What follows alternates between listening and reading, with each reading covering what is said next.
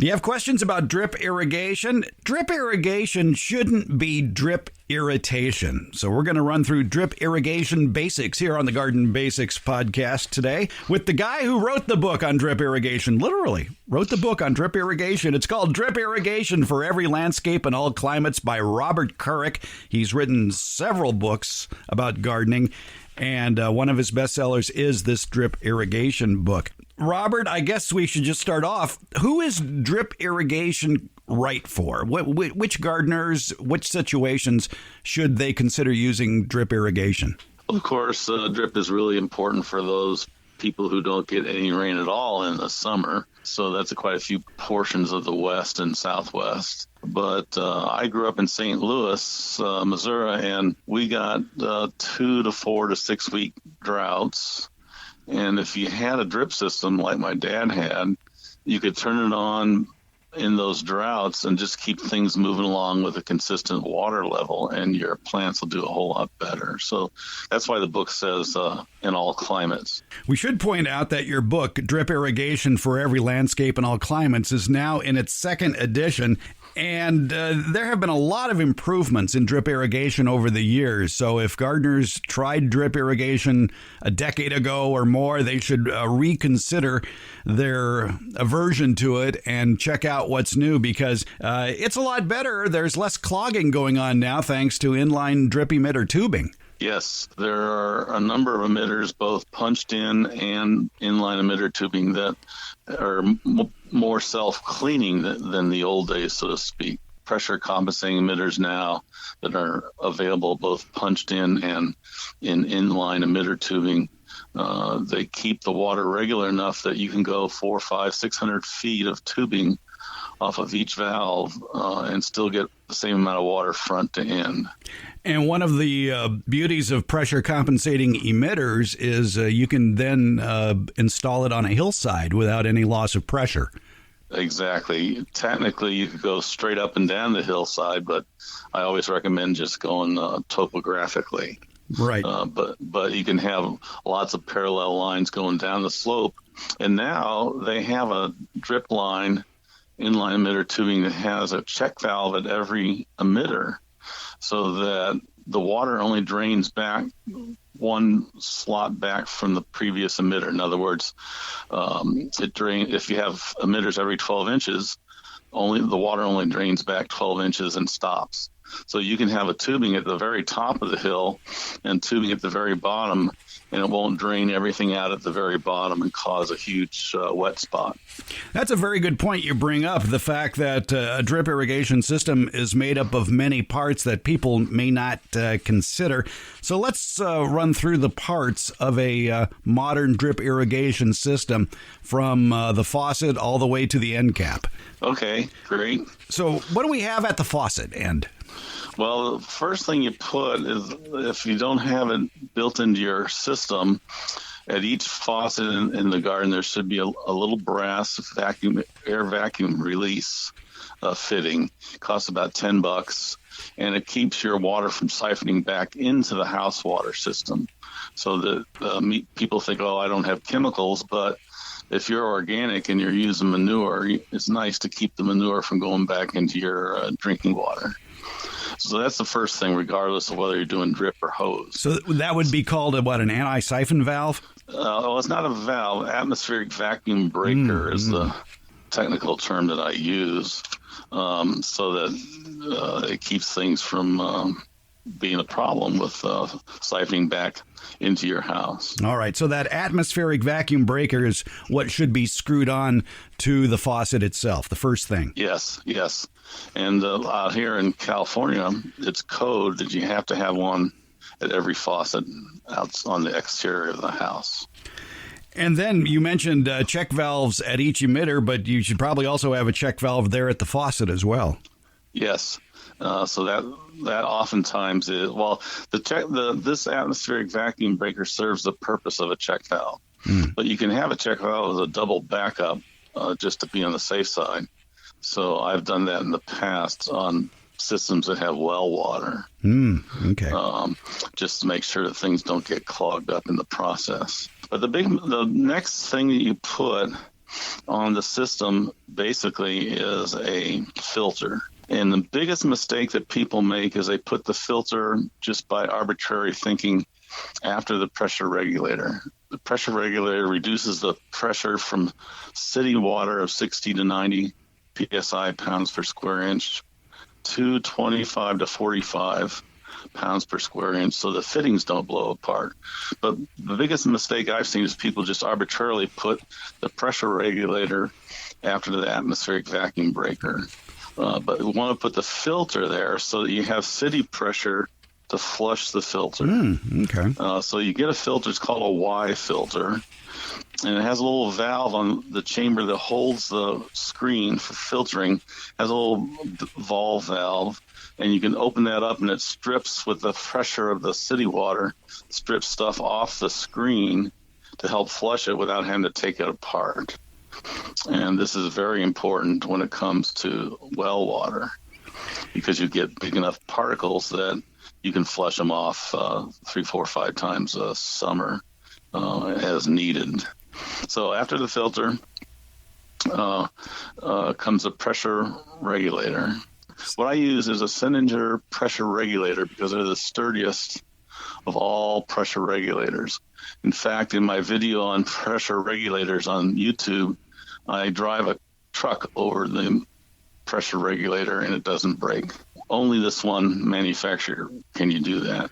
So that keeps the pressure down. So now you can go to all the fittings that make up the rest of the system for watering. A lot of people, when they hook up a drip irrigation system, they also want to be able to use a hose, so they install a Y valve. Yeah, that's a good point. Yeah. And where should that Y valve be installed? Well, I usually put it right after the atmospheric vacuum breaker. Okay. Because you get city pressure that way. And then the water doesn't siphon back into the house through the Y valve. Faucet, hose bib, atmospheric vacuum breaker, then a Y valve to make it easy to have both drip and hose. There is a great diagram in the book of a typical main drip line assembly in the book, Drip Irrigation for Every Landscape and All Climates. So if you're already scratching your heads, don't worry. It's in the book. No problem. Yeah, it's all laid out. One of the big benefits of drip irrigation, you will increase your yield. How is that possible?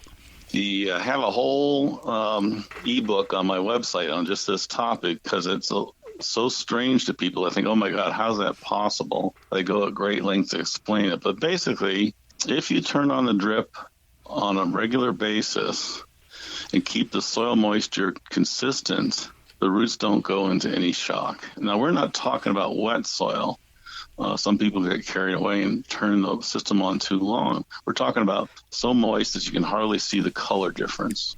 But the water's there, the moisture is there for the roots. They know it's there, whereas we may not be able to see it as much in a color difference. But the point being, if you maintain a consistent moisture level for the whole growing season, things never dampen down or stress out from too much water or stress out from too much drought between cycles. So that's where people say, oh, I'm going to water every Saturday or twice a month or once a month. Well, that puts you through these cycles of where the soil gets dry enough that the roots aren't happy. Then you have to run the system longer to get the soil moist again. And then oftentimes it gets too wet and the roots aren't happy because they're not able to get as much air. So the deal about getting greater yields is to turn the system on a frequent basis. And this is really hard for people to digest because they've always heard, oh, turn it on and off once a month or once a week or infrequently but deep. Well, most of the roots in the top 6 to 12 inches. So that's as deep as I worry about. I don't worry about 2 feet down or anything like that. But trees are vegetables. You do advise, though, before you go to this daily watering regimen, that you thoroughly soak the garden, especially if it's a raised bed. Make sure that the whole area is saturated, and then you can do that daily spurt, if you will. Yes. And so that means that once you know how to base the irrigation on the weather, You adjust the system to come on every day, but you adjust it for tiny amounts of water. It's like a lot of systems, I'm doing 1 to 3 minutes a day to keep things happy at the most. Sometimes you only need 15 minutes a day, depends upon the amount of water you need to apply. But the point being that this way of approaching it, you can get at least, on the average, 20% increase in yields. There's a woman in India that did chili peppers, and she used 38% less water, but she got a 48% increase in the yields. So it can be quite dramatic. One of the questions I get very frequently concerns people with raised beds, and they have a drip irrigation system, and they complain about how they have to go back and water by hand because the plants keep wilting or the production is down. And one thing that people forget is the footprint of water. And in a raised bed with all that nice loose soil in it, it's a very narrow footprint, a cylinder, if you will, that of water that descends into the soil. With drip irrigation and in sandy soil, that cylinder may only be a few inches wide. If you have clay soil, like a carrot, right? And if you have clay soil in the ground, that drip irrigation system profile of water might be 12 inches, 18 inches across. Yeah, the heavier the clay, the wider it gets. It's more like a rutabaga. Right, there you go. So I think that's the thing I see as the mistake in most drip irrigation systems in raised beds. The parallel lines in a raised bed, there aren't enough of them. They're spaced too far apart. Yes. Basically, I try to get the equivalent of one emitter for every square foot. I use inline emitter tubing where the emitters are built inside the tubing, but they have to be pre-installed every 12, 18, 24 inches, depending on what you buy. So I use inline emitter tubing where the emitters are every 12 inches. On a 3-foot wide bed, I can get away with just 2 tubes, but on a 4-foot wide bed, I put 4 tubes. So the 4 parallel lines the whole length of the bed. So we're talking 12-inch spacing between the emitters, and I imagine these are 1 gallon an hour emitters? I tend to try to use half-gallon an hour emitters because it allows you to tweak it down to less time. Whereas if you need more water, you can always leave it on longer. But if you have a 1 gallon an hour emitter, it's a little bit harder to tweak it down to less time than a half a gallon an hour emitter. Now, this goes back to what I've said at the very beginning, that if you haven't tinkered with drip irrigation in a while, you may be saying, oh, are you kidding? Half-gallon emitters, they're always clogging. They're always jammed. That's why I go with 1 or 2 gallon emitters. Well, with the inline emitter tubing, there's usually a flushing system built into that emitter that's built into that half-inch tube that greatly reduces the amount of clogging you might see in a half-gallon emitter. Yes, they have what's called a tortuous path, and it's a zigzag pathway through the emitter. And every time the water hits a corner in that zigzag, it turns into a sideways tornado. So it keeps any silt or tiny specks of water in the water. It keeps that in suspension, so it goes all the way through the tortuous path or labyrinth and comes out through a much bigger hole than a lot of other emitters because the pressure compensating is done internally in the emitter, not the size of the hole going out. And just to be perfectly clear for everybody, the inline emitter system we're talking about is built into the half-inch tubing. You can't see the emitter. It's just a tiny slot in the half-inch tube. And boy, oh boy, it sure is a lot less work. There's a lot less clogging going on. You're not going to accidentally break off an emitter with your weed whacker or step on it and break it. It's worth the investment. Yeah, I call it the most elegant drip irrigation system. You buy the tubing, hook it up at the filter pressure regulator, roll it out, flush it, and cap it, and you're done. You're not down on your knees for hours trying to punch in emitters. I had a client said, oh, we'll save some money. You just put the tubing out, and this Saturday we'll go out there and punch all the emitters in. And they spent 2 to 3 weeks going to a physical therapist to deal with their wrists after they spent one day trying to punch in all the emitters. I've done that, yes. Yeah, it's a lot. And a little tip, too, is when you go to unfurl that 100-foot coil of half-inch tubing, do it on a warm day so it will unfurl a little quicker, and maybe just briefly hook it up to your water system and fill it full of water so that the tube warms up and it'll straighten out. Yeah, good point. How often do you flush these systems? Well, in city water, maybe once a year at the beginning of the season. On well water, it depends on how dirty it is, but at least once a month to be on the safe side. But I had a friend with iron well. The water was full of iron, and when it gets into the air of the tubing, it precipitates out to particles. And so we had a filter with that ball valve so we could turn it on and flush it without having to take anything apart. And he forgot to do that all the time. So at the beginning of the year, when we flushed everything, we'd have to flush it for 15, 20, 30 minutes before we stopped seeing particles come out of the tube. But if you do it once a month or every 2 weeks, depending on how dirty the water is, you won't have that problem. Things won't build up. But he had a system that we put in 25 years ago and on a well with iron water. And we didn't find out of 1,000 feet of tubing in his garlic farm, we didn't find a single emitter clog. Wow. Yeah. And I found that he told me near the end, he said, I took away the filter 4 years ago because I was pissed off at cleaning it. Well, there is that too, yeah.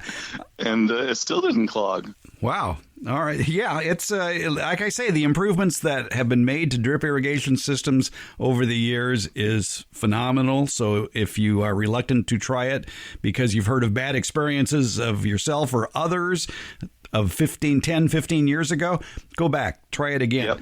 Yeah, in fact, the biggest improvement is this inline emitter tubing because, like you say, when you do punched-in emitters, they break off or they get brittle in the sun or the heat.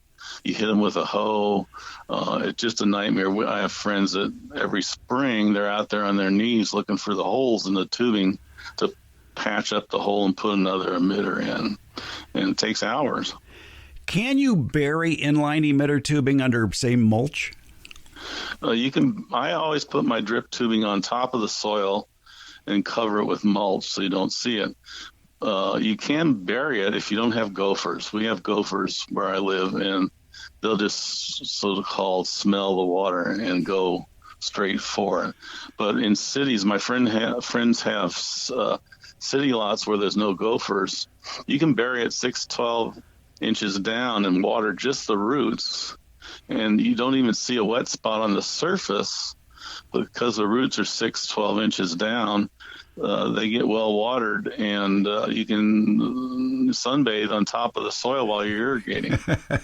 One of the biggest tips I can offer anybody when it comes to drip irrigation is wherever you bought your system, try to make sure they're going to be in business 5-10 years from now and will be carrying that brand, because the fittings sometimes differ from brand to brand. Yes. And one of the best things you can do is, if you're going to the hardware store, the big box store, or the irrigation supply store to look for fittings, is take a piece of the half-inch tubing with you and make sure that whatever fittings you're looking at to buy, they will fit on that half-inch tubing. Yeah. If you want to get technical, there's one tubing that's 16 millimeters in diameter, another one that's 18 millimeters. But if you get the spin lock fittings, they adjust to either one. It has a post that you impale the tubing onto, and it can adjust to the difference between the two different size pipes. So if you get the spin lock, you've dealt with that problem. Which is easier and which lasts the longer, the spin lock fittings or the internal fittings that you might connect the half-inch tubing to? I like the spin lock for two reasons. One, they're very, very sturdy. They're high-quality, thick-walled material, and they don't get brittle in the heat. And you can take the system apart and reconfigure things if you need to, so that you screw the little fitting over the tubing and it holds it tight. But then if you want to change things, you unscrew the fitting and pull the tube off the post, and you can reconfigure your system so you can use them over and over again. Right. What are the benefits and drawbacks of using 1/4-inch tubing? I don't like 1/4-inch tubing anymore, but that's because it has a tendency to clog from minerals. I have a city water here, and after 5 years, I'm finding white particulate matter on the exterior of the 1/4-inch tubing, and it's clogging randomly clogging some emitters. So I've had to go in and actually add more punched-in emitters in pottery to get the kind of water I need. The 1/4-inch does technically have a little bit of pressure compensation, but you really shouldn't run longer than 15 feet, maybe 30 at the very most off of one attachment. So if you have a 1/2-inch supply line of black tubing, solid drip irrigation tubing, you can punch 1/4-inch tubing in anywhere you want along that 1/2-inch, but where you punch it in, it shouldn't go any further than 15 feet, basically. Yep. So you don't get you can't go the 2, 4, 5, 600 feet you can go with inline emitter tubing. Yeah, that's a very good point. In fact, usually on the roll of 1/4-inch tubing, it will tell you right there that you're limited to a certain length as far as the run goes because of the emitter spacing. Now, the further apart the emitters are spaced, the longer the run can be. But in 1/4-inch tubing, they're usually spaced 6 or 12 inches apart, and you're very limited in the amount of run you get on a 1/4-inch line. And they flop around, they move around in the garden more so than a 1/2-inch tubing full of water. But the one advantage to 1/4-inch inline is that they do come in 6-inch intervals, whereas you cannot buy 1/2-inch inline emitter tubing, usually less than 12 inches spacing. So that if you have a very sandy soil and you've got that narrow carrot of a wet spot below ground, it works much to your advantage to have a 6-inch spacing. What about micro sprayers? I would see that as an advantage for sandy soil or for raised beds because it covers a wider area. Yes, they do put out more water, 8 to 12 gallons per hour, but you're also wasting water. Yeah, well, they make mist. I think they make, to my eye, more of a light mist than a rainbird oscillating sprinkler, so that you're actually losing more water proportionally. The other drawback to those is that you have to keep them above the foliage.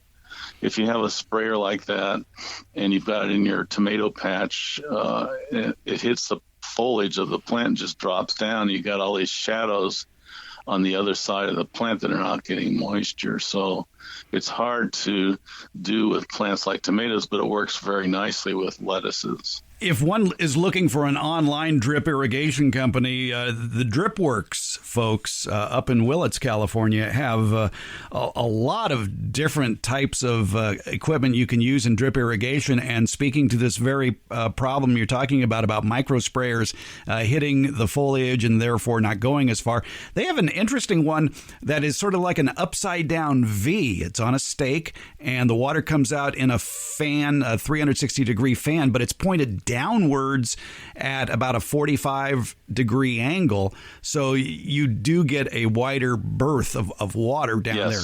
Yes. The reason I like DripWorks so much is it's a national access, and then they're prejudiced towards inline emitter tubing. They carry lots of other parts, but they really favor inline emitter tubing. And they have a type of tubing that I only know that only they seem to have it, where the interval is every 9 inches. So the sandier your soil, the more you go for the 9-inch spacing, not the 12-inch spacing. And they have videos online, too, to help you get through the construction process. Oh, that's good. Yeah. DripWorksUSA.com, I believe, is their website. And Leon, you're welcome for the free plug. Right. All right, let's get to the meat of the matter here. of how long one runs a drip system, especially in a raised bed. And I like what you said before about thoroughly saturating the entire bed and then just putting spurts of water on just to keep the soil hydrated to what we like to call field level moisture. Yes. When I have a client that starts with a new garden, we do that. We water by hand everything down, and then we turn on the drip system that day. And sometimes it might only be on for 1 minute, maybe 3 minutes every day. Depends on the soil type and the plant type. But basically, the way you figure out all this, what seems to be complicated. Well, let me go backwards. When you read most gardening books, they say give it 1 inch of water, water 1 inch a week or whatever. So how do you convert that to drip? It's almost impossible to do the calculations. So in my drip book on page 83 is a chart that converts the amount of water you're going to apply to gallons, not inches. So that once you know how many gallons you need, you can control the system to supply that. And the way you figure that out is it sounds complicated at first, but the chart's very simple to use. But it's based on what's called evapotranspiration rate. Evapotranspiration is the water that's lost through evaporation from the soil and transpiration from the foliage, water lost by transpiration. And it's rated by 1 to 10 inches per month. In other words, on a really moderate climate or a wet January, your ET rate might be 1 inch a month or less. If you live in Palm Springs, it might be 10 inches per month or more. You need to know from your local farm advisor or master gardener what your ET rate is for the summer. And they'll give you a number that says, okay, 6 inches is the average where I live in Santa Rosa. So I use the column that says 6 inches. Once you know that monthly rate, in my case, 6 inches for the summer, you go down the chart and you can figure out how much water per square foot, every 10 square feet, every 100 square feet, 200, 300 in an acre. So in an AT rate of the summer being warm, using the 6-inch column, a 100 square foot bed of vegetables is using 13 gallons a day, every day. So that you need to replace that with the irrigation system to keep the plants a consistent cruising along in an unstressed situation. So that once you know that you've got 13 gallons of water needed per 100 square foot, you can just do some little calculations in the back of an envelope and find out how long to leave the system on. So in my situation, I took a 4-foot wide by 10-foot long bed, and I put 40 emitters in that 40 square feet. Go through all the calculations that I don't want to do over the phone because it's too complicated to talk about. Yeah.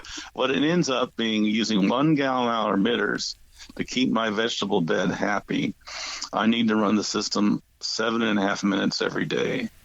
So with half a gallon hour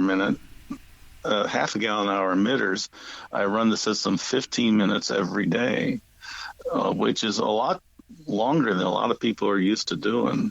Now, if they water once a week, you have to do that 7 times 15 minutes. You're doing it every Saturday for 1 hour and 3/4 to equal what the plants lost through evaporation and transpiration. Folks, this is why we call Robert Kourik the garden contrarian. Simply because when it comes to drip irrigation especially, the old advice was to water deeply but infrequently, which for drip irrigation might have meant running that system for hours at a time, but only doing it once or twice a week. But as anybody with sandy soil or raised beds knows, there's a lot of dry periods in that week. And so you're looking at a lot of problems for plants. And the whole idea with your system, Robert, is to thoroughly saturate that soil and then go to that a few minutes a day watering regime. I mean, for years we were trying to break people of their sprinkler habit when it came to drip irrigation by saying, no, you can't run it for minutes. You have to run it for hours. And now you come along and say, oh, run it for minutes. Right. I call it topping off the tank so that it stays consistent, the moisture level. And the other problem people have is that, oh, you're not getting the roots to grow deep. So they say, okay, I'm going to water once a week for 3 hours, 4 hours, and get that water way down there 2 feet, 3 feet. Even if you have a tree, the majority of the root system is in the top foot. Maybe 40 to 70% of the root system is in the top foot of the soil. The deeper the roots go, the longer you have to run the water to get down there. Two things happen. One, you oversaturate the roots in the top of the soil. And two, there's not very many roots down there to absorb the moisture. So basically, you focus with drip irrigation or any irrigation system on keeping the top 12 inches happy, and then the plants will be happy. And if you want to find out more about roots, Robert has a book, as you might have thought. I have 2 books. 2 books, yes. Well, you've got Roots Demystified. That was the first one, and now I have Understanding Roots that covers many more roots. The Roots Demystified had about 25 root systems drawings. Understanding Roots has 141 root systems as excavated by some person and mapped, drawn out. These are not guesses at how roots grow. These are exactly how they grow based on excavation. And you'll see from those charts that 2 important things. One, the roots grow much further away from the foliage than people often assume, and they have more roots in the surface, top 12 inches, than they do 2-3 feet down. We are getting into a totally different episode. Well, except that this helps with drip irrigation and raised beds, because if you put an emitter on every square foot, 40 emitters in a 4x10 bed, you're getting the entire root zone. And that's why sometimes in a 3-foot wide bed, you only need 2 tubes, because the wet spot goes out, but the roots find it, so that the entire root system is being irrigated. The one drawback to drip irrigation is if you're growing carrots from seed, you do need to water by hand until they get a couple true leaves, 1 or 2 sets of true leaves. By the time the carrot is up an inch or 2, the root system is down so deep that the roots find the moisture of the emitters. But to get them just barely started, you usually need to hand water. But that's one reason why at the Fair Oaks Horticulture Center, the Sacramento County Master Gardeners on their raised beds not only have that drip system installed to your specifications, I might add, but they also have sprinklers at each corner of the raised bed and 2 on the edges towards the middle for that very purpose. When they seed a new bed, they run the sprinklers to keep that seed bed evenly moist until they're up. Then they turn the sprinklers off and run the drip system.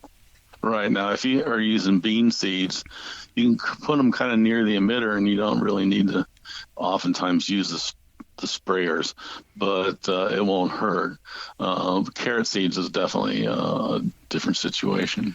The name of the book is Drip Irrigation for Every Landscape and All Climates. It's by Robert Kourik, Kourik. And if you visit his website, you can find out more information about all his books, including the Roots books and Drip Irrigation book. The website, robertkourik.com, R-O-B. Oh, go ahead. I'm going to say Robert Kourik, Kourik, and cheaper than Amazon, believe it or not. Okay, there you go. There, thanks. You just took money out of my pocket. Okay, that's fine. Robert Kourik, RobertKourik, robertkourik.com. More information and where you can buy the books as well. And it's a great deal. The Garden Contrarian, we enjoy talking to him. We always learn something new whenever we talk with Robert Kourik. Robert, thanks, Fred. Thanks for getting us through and turning drip irritation into drip irrigation. Yeah, I like that. Yeah.